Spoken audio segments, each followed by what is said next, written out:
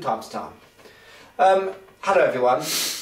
Trev, have you noticed something different about this bottle? You've lost 5 kilos. Oh, sorry, I thought you was leading me. I thought you was leading me. You asked me to ask you. I have. I've lost 5 kilos, but I think we should start putting them back on. I'd say this bottle you've already started, mate. This is a wild guess. And may I say, which I just couldn't wait, basically. Is that Tupperware on top? It's a little bit of Tupperware on top, but I just have to tell everyone, or just to sort of like pass on a little tip here.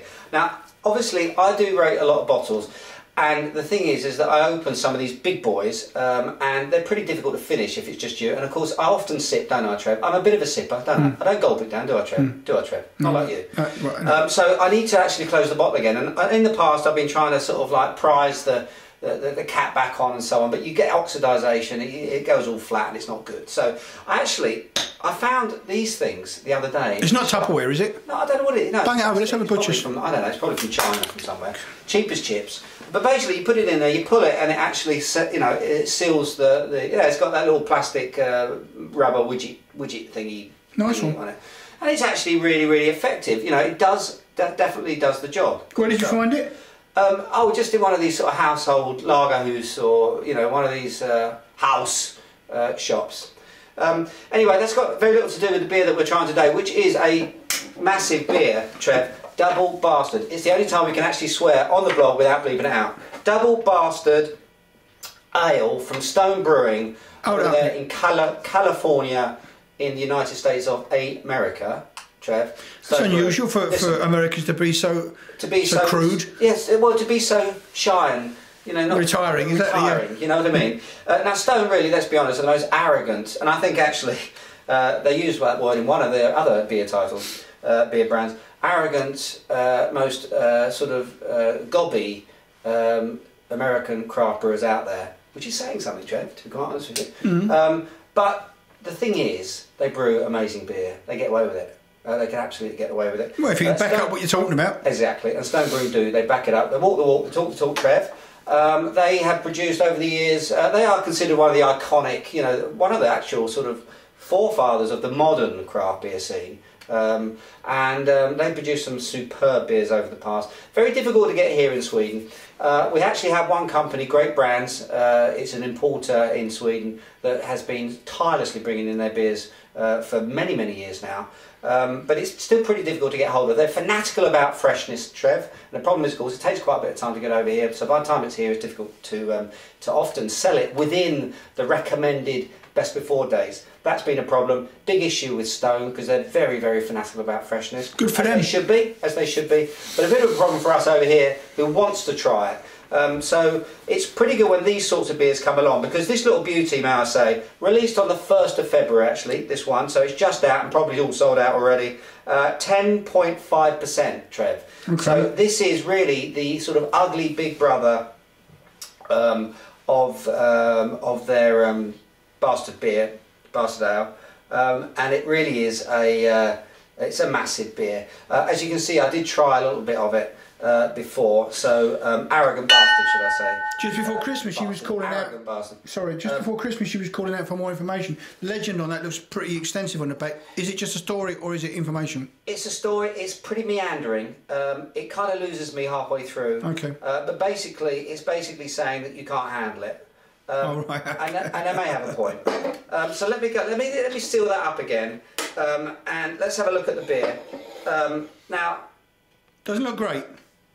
Well, I mean, in fairness, although I say this thing works really, really well, it does look a bit flat, doesn't it? But again, remember, this beer is 10.5%. It's a strong ale in style. Now, in terms of the hops, classified. They won't tell you actually how this one's made.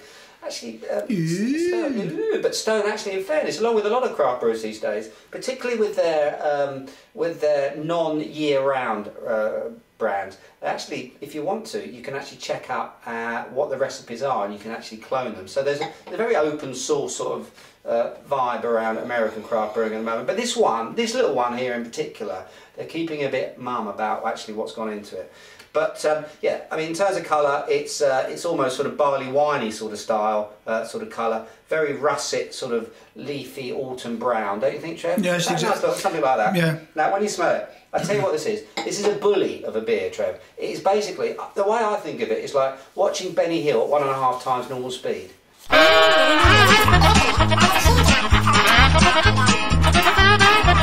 Really, there's a huge amount of toffee notes in this one, and then I think it's blood grapefruit, basically, and caramel toffee. There's an awful lot of hopping going on here, but of course there's an awful lot of malt to actually sort of match it too. It's just massive. It is a complete bully of a beer. Very lovely sweetness up front, and then pretty much instantaneously you're getting this real sort of smack of American hops to it. It's gorgeous, it's brutal, it's no way a sessionable beer. I'm struggling to finish a whole bottle of it in one sitting, but it's a beautiful beer to share with friends. It's rated to the roof, Trev, all over the world. Who am I to... What is it called? What type? It's a strong ale. Okay. It's a strong ale. American, obviously, strong ale. And in terms of rating, Trev, pretty much everywhere you look, it's getting sort of 5 out of 5 or 100 out of 100. I'm going to go a little bit lower than that just because I think the drinkability factor is something that I perhaps would argue with. 4.42, 8, 9? 4.5, Trev. 4.5, Okay. 4.6. I'm going to go 4.5 on this one. It's an absolute classic if you can get hold of it. Talking of which, Trev, because this is a 3-minute episode, great brands. You know, I mentioned them a bit earlier on, great brands. If you actually go into their website, and there it is for you to go and have a little look at, you can go into their Privat Import tab, right? There you can nominate, you can actually go in there and you can put a förfrågan on about actually ordering some of this in. What great brands are saying is that they regularly order shipments over from the States of stone beers, and what they're giving you the chance to do online now, it's a brand new service, is actually pre-order your own cases. Pretty cool, Trev, isn't it, you see? And then by doing that, so what happens is as soon as he gets off the boat, basically it gets to your local Systembolaget, which you nominate, and you can pick it up straight away. And in that way, you're getting stone beer as fresh as is possible. It's not been in a warehouse. That's a pretty cool initiative, isn't it? I'm hoping that other importers may take a look at that model and see whether that's something they could do with their brands as well. So that's really cool. If you're a fan of Stones, or if you're a Stoner fans, what's Trev? Then Stoner fan, yeah. That's right. Have a look at Man.